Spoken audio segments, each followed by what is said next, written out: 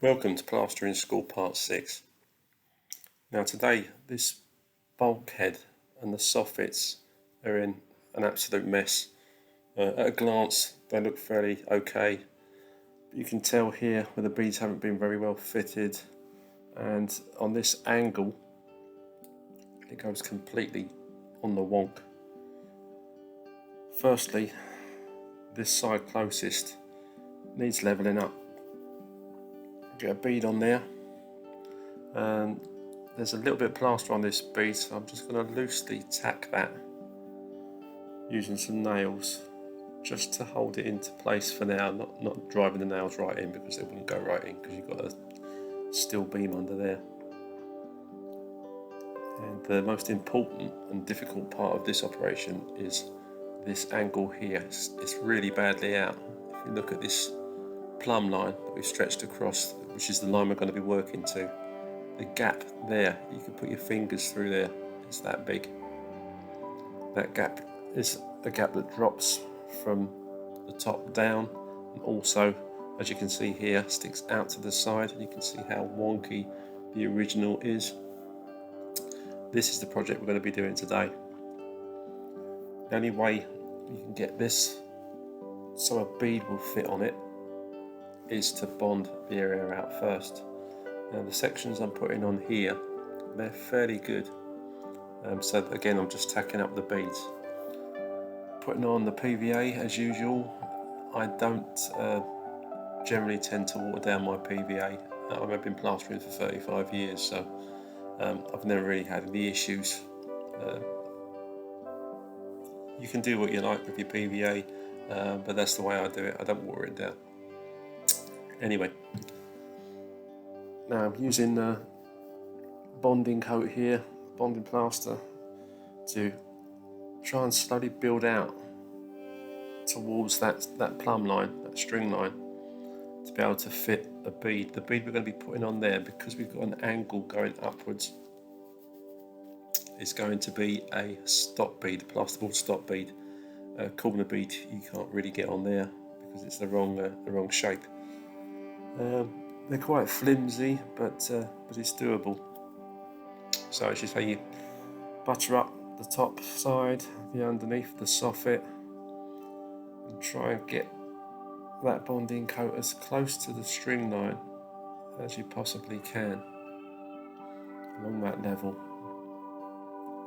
You can see on the distant part of the soffit I've had to literally hack out some of the original bead because it dipped down at the end so far that you couldn't level it up with the bead, so I had to hack that out so I could get it level. Okay, so here we're putting the plasterboard stop bead into the bonding coat while it is still wet.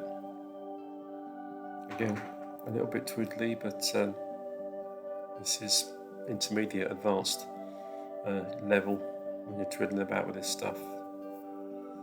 Excuse the cheesy grin, I think I was being told a joke at the time, which I thought was quite amusing.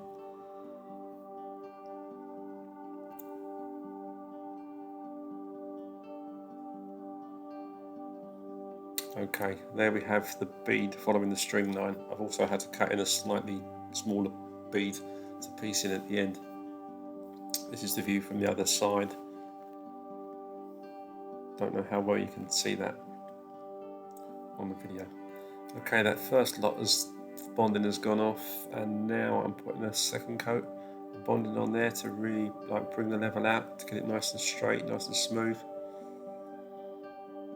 so it can be prepped for the finish.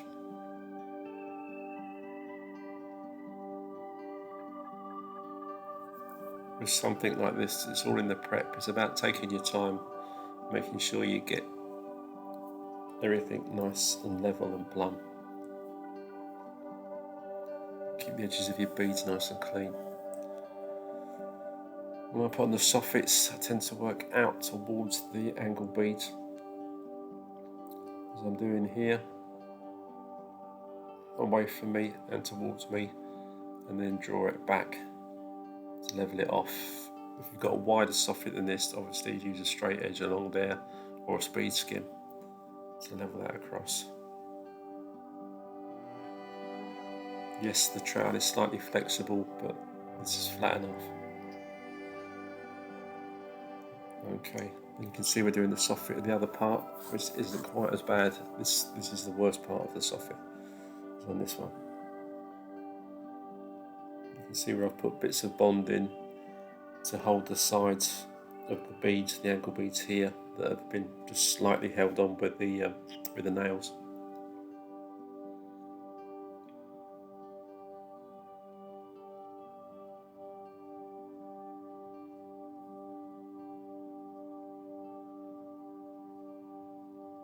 So again, with this kind of work, you've got to just take your time, be methodical.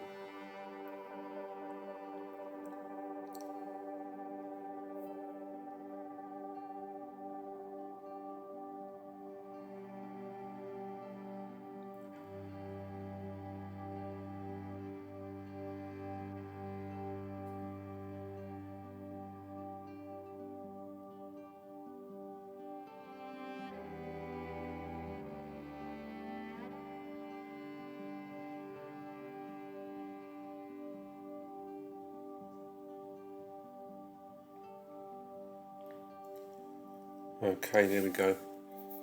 There we are with the bonding finished. Now this was left to dry overnight and was skimmed the following day. But at the moment we're still in the same day and this is just the bonding. Okay, so we're good to go. Again, you can devil up the bonding, but on a job like this, I find sometimes that just gives you more aggravation than it's worth.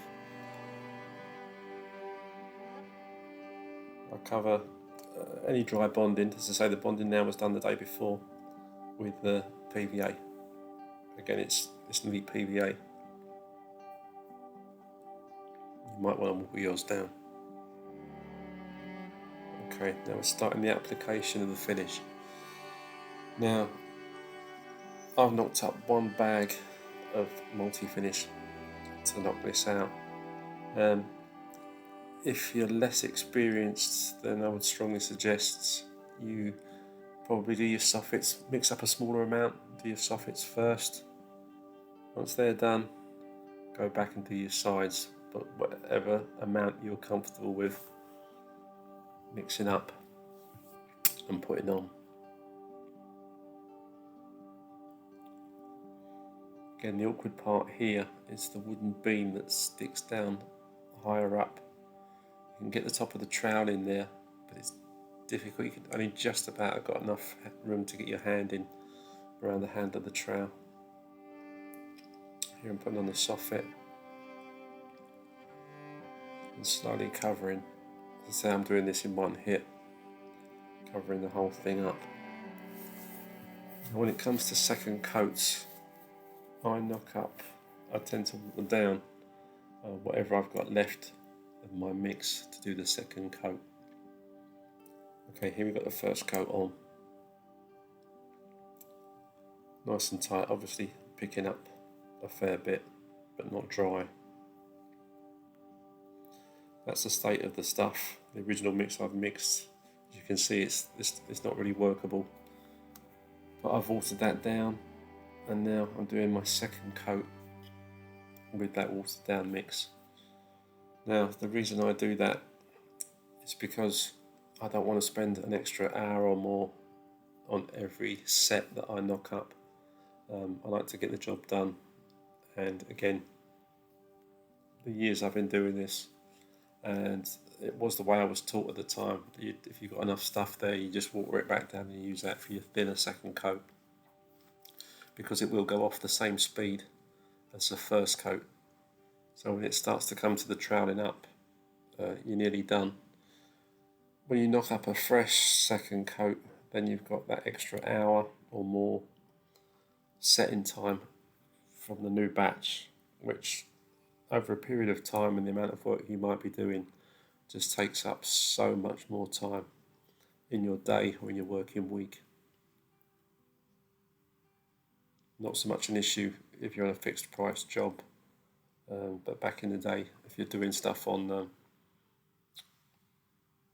day work, you was expected to get a decent amount of work out of you. Here we got the whole thing skimmed up. It's been troweled up with my Ultraflex Ox trowel. I tend to finish off my edges against existing plaster with the old caulk. And there you have it. A nice square flat soffit, angles nice and sweet.